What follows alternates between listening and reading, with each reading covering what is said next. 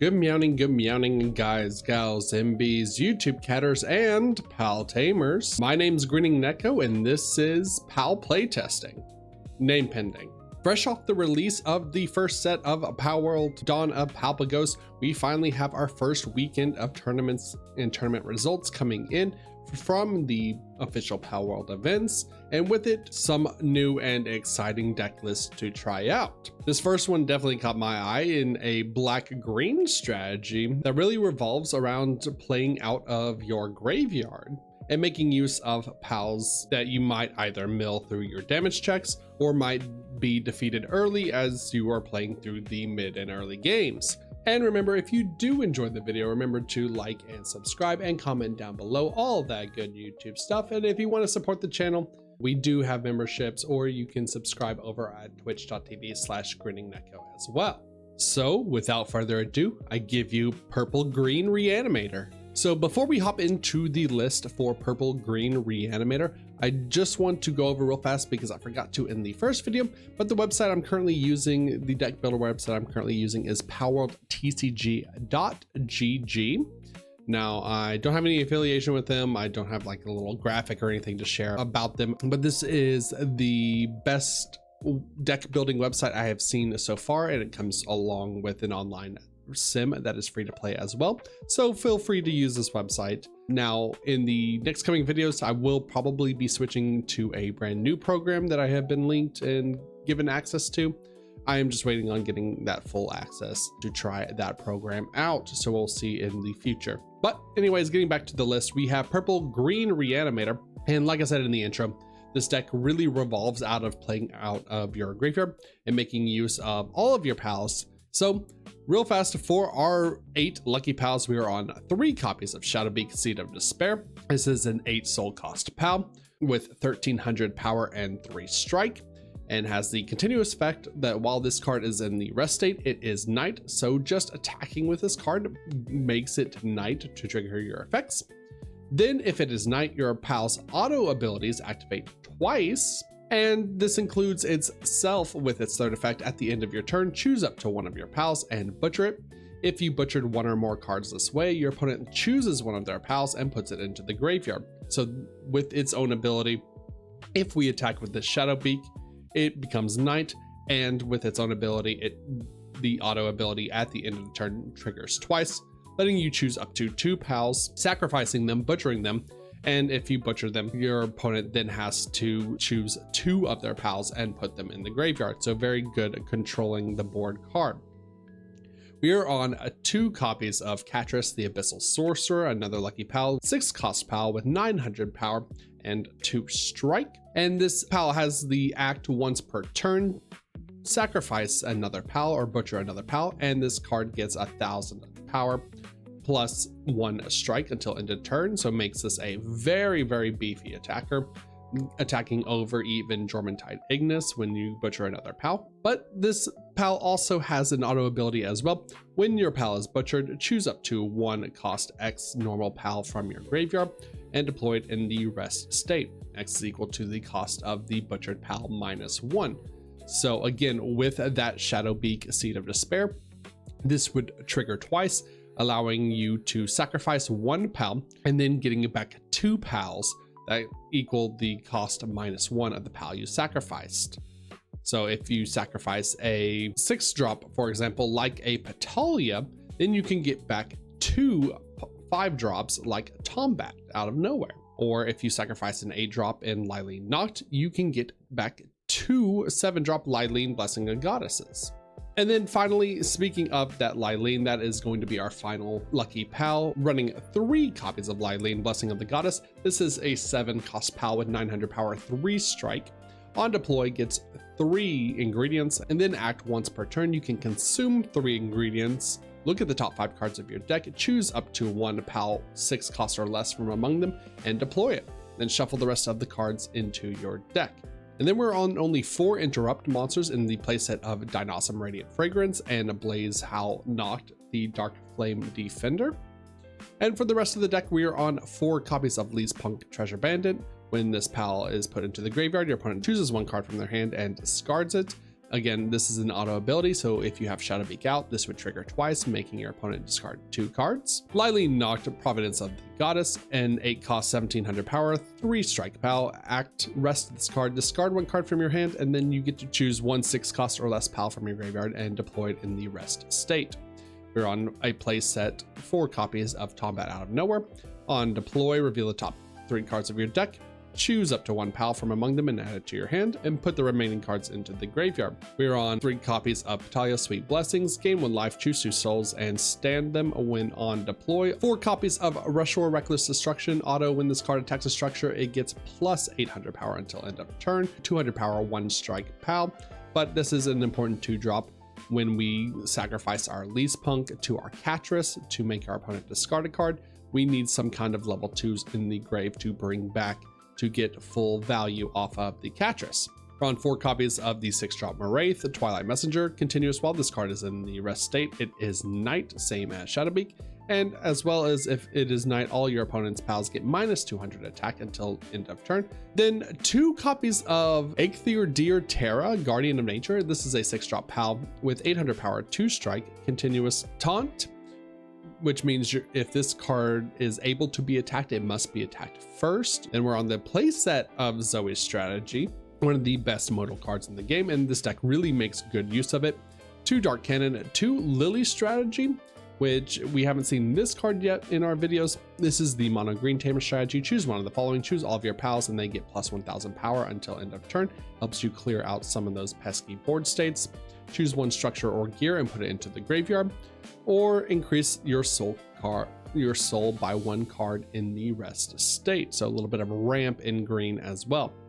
And then finally, to wrap up the deck, 3 copies of Medical Supplies at 7 cost. Choose 1 8 cost or less PAL, which is everything in our deck, and deploy it in the rest state. So this helps us get back our important pals, like our Shadowbeak, Seed of Despair, coming in rested, making it night, and then triggering all of those auto effects again twice, or bringing back a Lylene, immediately giving us 3 more ingredients, and looking at the top 5 and playing another pal to extend our board again.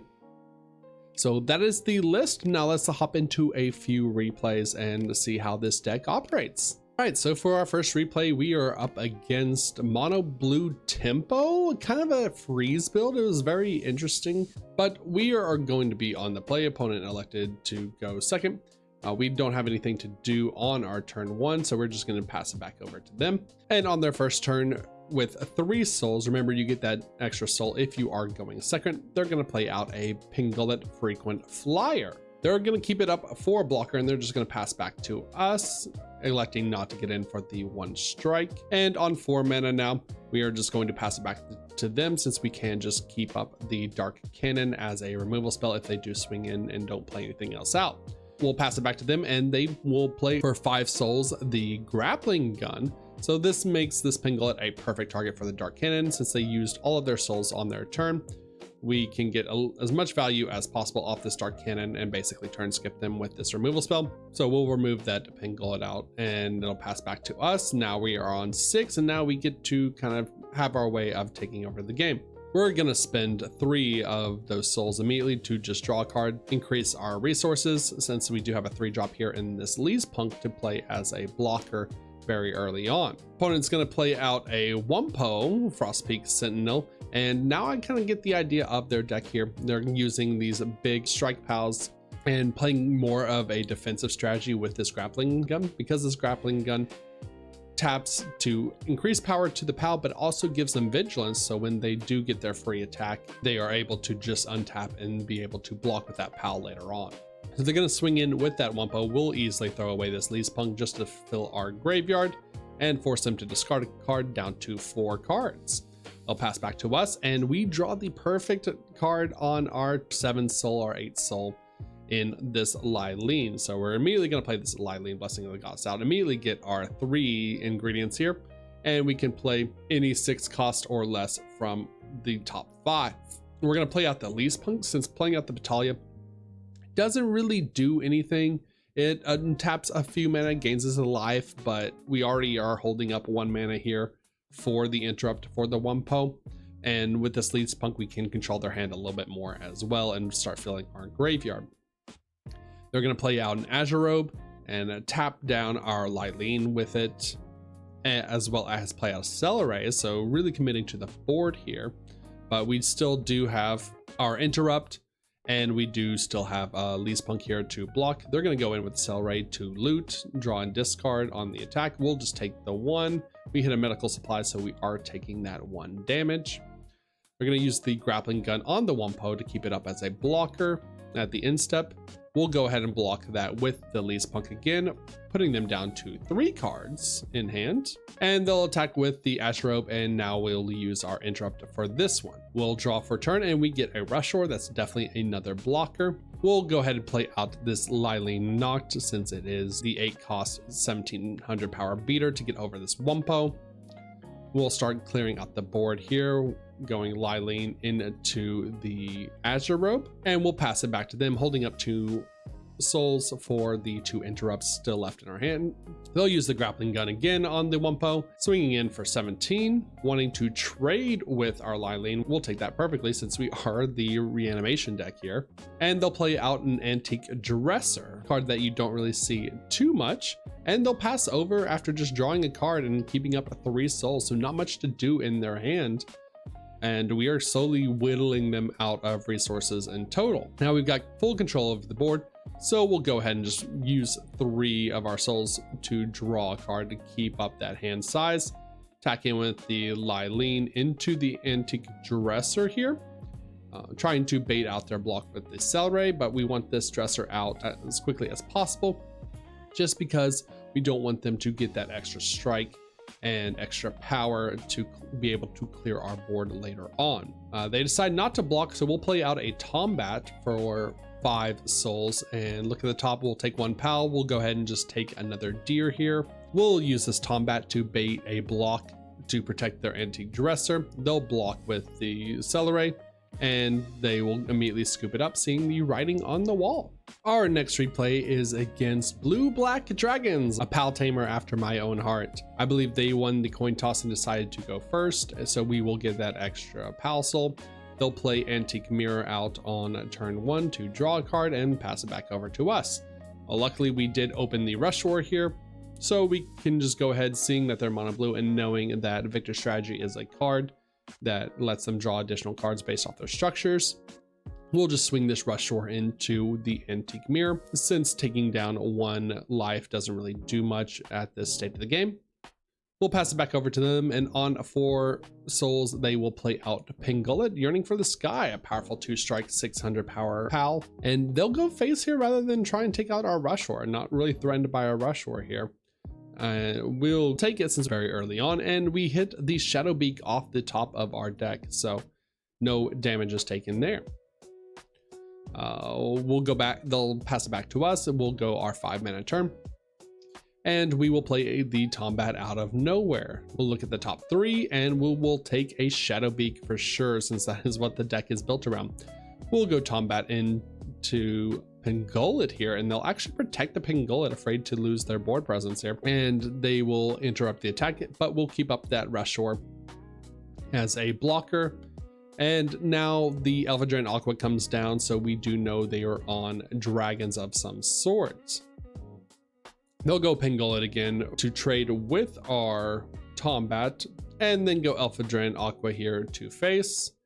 We will take the 2 damage since we are at a healthy life total, and any damage that we take and we hit off the damage check, any pals that we mill here is just pals that we can revive later on in the game, so your health is definitely a resource in this deck. We'll draw for turn, and we will play out the Lylene on Perfect Curve, getting that 3 ingredients, consuming the 3 ingredients, and playing out another pal. We'll play out the Petalia Sweet Blessings to gain a life, go back up to 9, choose 2 souls and stand them. This allows us to hold up the 2 interrupts in our hand as well. We'll go Rush War to face. They hit a Jormuntide, so luckily that is not a card that we'll have to see in the future. Milling out one of their lucky pals, but taking no damage. We'll go Petalia to face. They mill out a Chillette, so 2 for 2 on hitting the powerful dragons. Thankfully, all we have to worry about is a Zoe's strategy to bring them back from the grave. And then we'll go Lylene here into face, and they will interrupt it with the Cryolinks in hand. We'll pass it back to them. They will go into their 8 soul play, and they will play Jormuntide out on curve, tapping down our Lylene for 2 turns. But we have the souls left, and we have the interrupts for both their attacks here. We're going to use one on this Jormuntide, and we'll use the other on the Elphadran Aqua. And they will just simply pass it back to us with nothing left in their hand to do.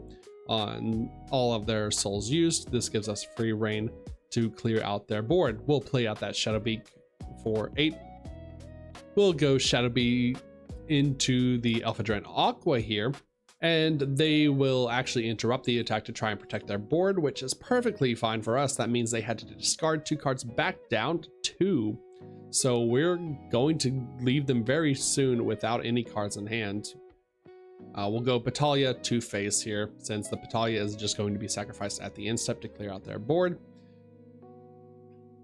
Hit them for 2 strike. They fail the damage check, and they hit a Victor Strategy and an Antique Mirror, so 2 cards that could have got them back into the game. We're happy to see those milled for the damage check. And then the Rushor is going to get in for 1 strike since we're sacrificing it as well. And we hit a Pal Sphere, so no drawing cards for you, no getting back into this game, no gas for you off the top of your deck. Now we'll go to the end step. The Shadowbeak will trigger. We're going to sacrifice both our Batalha and our Rushor Ear to force off their Jormuntide and their Elphadran Aqua here. So now we have full control of the board. They're on drawing into their 3rd card. They play out a Zoe's Strategy to get back a Chillette, I believe. Yeah, return a Chillette from their hand, forcing us to discard, but that's perfectly fine with us. We have this Deer here that we can easily revive. They're going to play out the Chillette. They're going to hit a Pingullet Launcher off the top of their deck. So whiff from the Chillette here.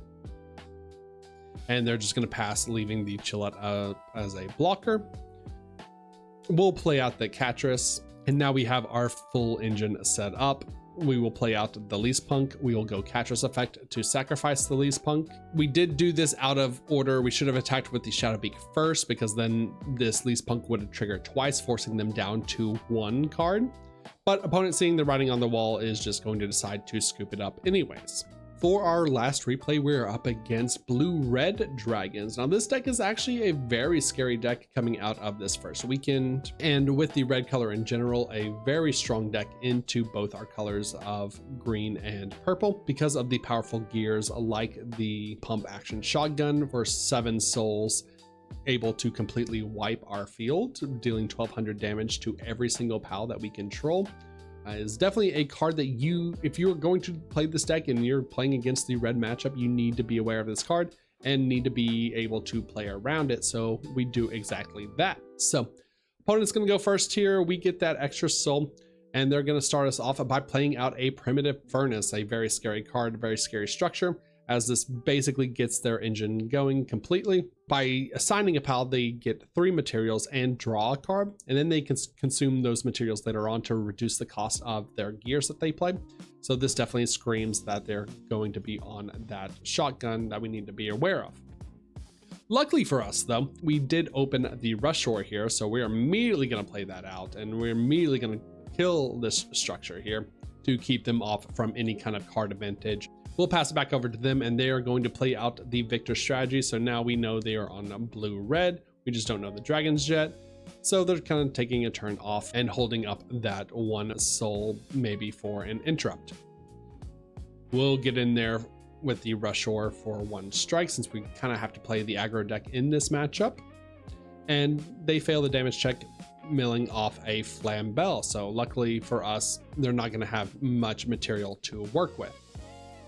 We'll play out the Least Punk for 3 on our 5 soul turn, and we'll keep him up as a blocker in case of them hitting a Chillette during their 6th soul turn.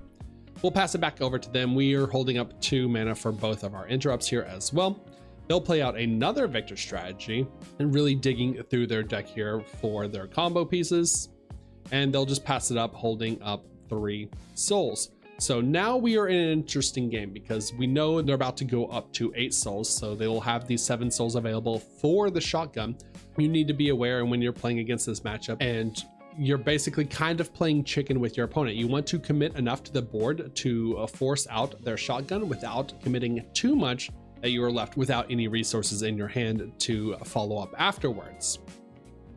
So we'll get in there for one with the rush, or forcing out the damage check. They hit another primitive furnace, so that's 2 down. That's very good to see. And we'll go 1 for the least punk as well. They hit the damage check and they hit a Chillette, so that's really good to see in the graveyard. 1 less Chillette that we have to worry about as well, since they don't really have a way to revive it from the grave since they're not in the purple colors. We'll play out a Wraith here just to entice them to use this shotgun. We'll immediately swing with the Wraith for 2 strike, and they mill off a shotgun and a primitive furnace, so that's 3 copies of the furnace down that we know of. That is a 4 of in their deck, and a pump action shotgun gone as well, so looking very good here. We'll pass it back to them on their 8 soul turn. They'll play the Aurora Guide, so here comes the Chillette. They get to stack the top of their deck as well for this Chillette. They'll play out the Chillette, revealing the top card of their deck that they just stacked, and they hit a Relaxosaurus. So they're going to tap down our Wraith here and start taking over the board best they can. They'll go Relaxosaurus attack here. We will pay the 1 soul for the interrupt, and then a Chillette here will attack, and we'll just take the 2 to the face since we are at a healthy life total. Unfortunately, we do mill off one of the Zoe strategies and one of the lilies. The lilies would have been great to clear up this board state easily, but what can you do? They'll pass it back to us and we'll draw, and Dark Cannon is a great draw off the top. Now we can take care of this Chillette. So we'll pay the 3 souls to draw another card to keep our resources high. One of the things, since we're not in the blue color, we don't have a whole lot of draw spells. So you do need to use your ability to rest 3 souls and draw a card very often.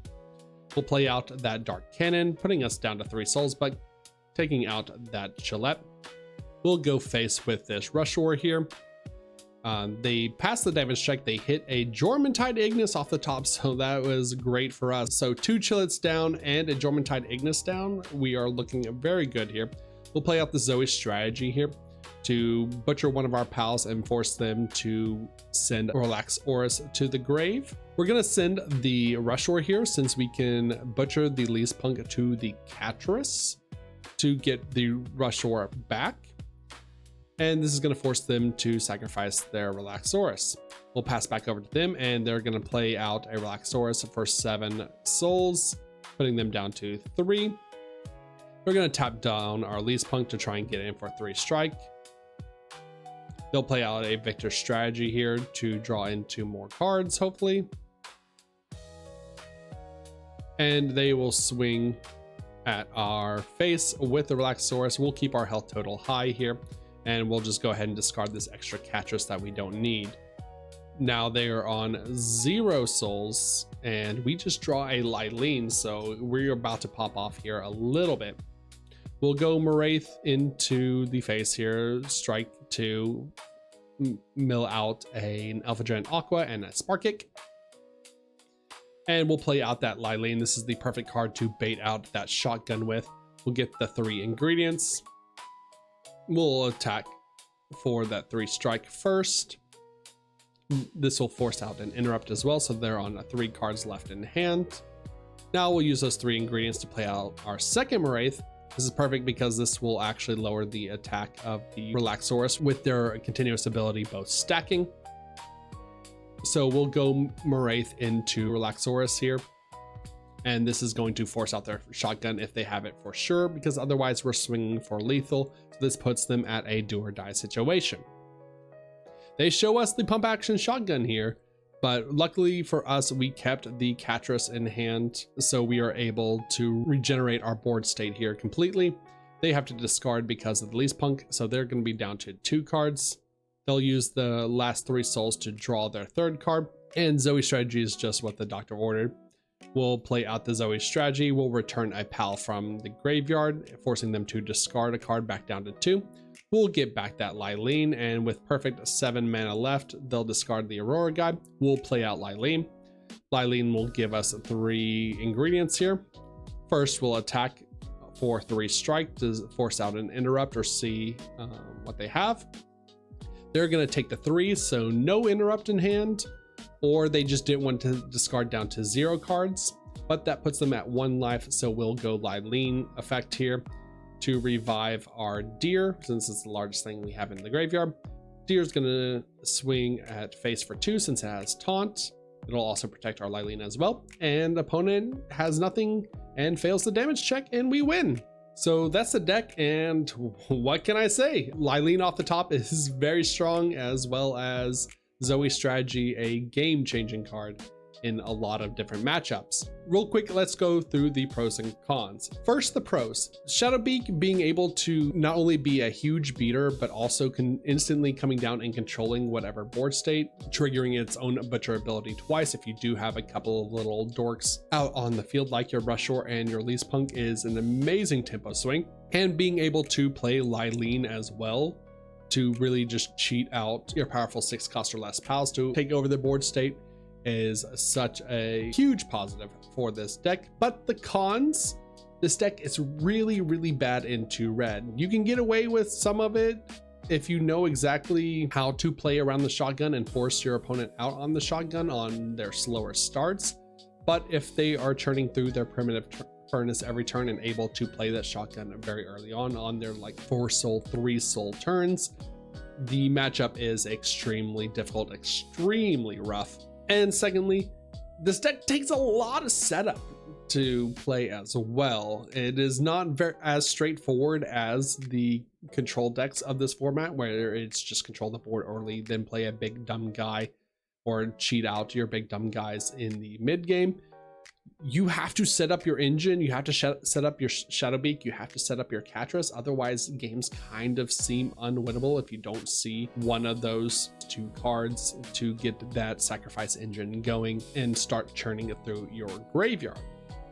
But with all that being said, I believe Purple Green Reanimator is definitely a deck to look out for in the future, and if you're looking for something fun that has a lot of different play patterns, that every game is not going to be the same, then this deck might be the one for you. If you enjoyed this video, remember to like, subscribe, all that good YouTube stuff, and comment down below and tell me what deck you would like to see in the future. That all being said, guys, gals, MBs, YouTube catters, and pal tamers, hope you enjoyed this video, and as always, good night.